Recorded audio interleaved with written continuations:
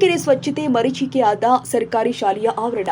ತಾಲೂಕಿನ ಮಾಯಸಂದ್ರ ಹೋಬಳಿ ಮಣಿಚಂಡೂರು ಗ್ರಾಮ ಪಂಚಾಯಿತಿಗೆ ಸೇರಿದ ಇಟ್ಟಿಗೆಹಳ್ಳಿ ಗ್ರಾಮದಲ್ಲಿ ಇರುವ ಉರ್ದು ಸರ್ಕಾರಿ ಶಾಲೆಯ ಆವರಣ ತೀರಾ ಗಲೀಜಾಗಿ ಶುಚಿತ್ವ ಇಲ್ಲದಂತಹ ಬಿದ್ದು ಶಾಲೆಯ ಮುಂಭಾಗವೇ ಕಸಕಡ್ಡಿ ಗಲೀಜು ತುಂಬಿಕೊಳ್ಳಿ ಅನೇಕ ಕ್ರಿಮಿಕೀಟಗಳು ವಾಸಿಸುವಂತಹ ಪರಿಸ್ಥಿತಿ ಎದುರಾಗಿದೆ. ಈ ಶಾಲೆಯಲ್ಲಿ 38 ಮಕ್ಕಳು ವಿದ್ಯಾಭ್ಯಾಸ ಮಾಡ್ತಾ ಇದ್ದು, ಮಕ್ಕಳ ಆರೋಗ್ಯ ದೃಷ್ಟಿಯಿಂದಲಾದರೂ ಗ್ರಾಮ ಪಂಚಾಯಿತಿ ಯಾವುದೇ ಕ್ರಮ ಕೈಗೊಂಡಿಲ್ಲ.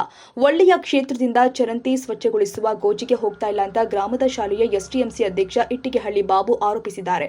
ಶಾಲೆಯ ಮುಂಭಾಗ ಮಾತನಾಡಿದರು.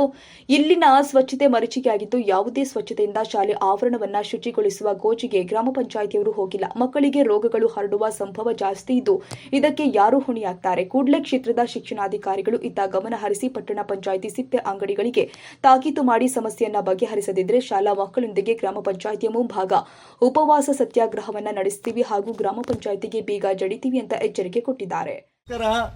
ನೋಡಿ, ಇಟ್ಕೇಳಿ ಉರ್ದು ಸ್ಕೂಲು ಇಬ್ರು ಮಾಸ್ಟರ್ ಇದ್ದಾರೆ, 37 ಮಕ್ಕಳು. ಈ ಸ್ಕೂಲು ತುಂಬಾ ನೀಟಾಗಿದೆ ಎಲ್ಲ. ನೋಡಿ, ಇಲ್ಲಿ ಚರಂಡಿ ಈ ಥರ ಆಗಿದೆ. ಪಂಚಾಯತಿಯವ್ರಿಗೆ ಎಷ್ಟು ಹೇಳಿದ್ರು ಏನು ಇದೇ ಮಾಡ್ತಾ ಇಲ್ಲ. ಅದಕ್ಕೆ ನೋಡಿ, ಇದು ಈಗ ಪತ್ರಿಕೆಯಲ್ಲಿ ಹಾಕಿಸ್ತಾ ಇದ್ದೀವಿ.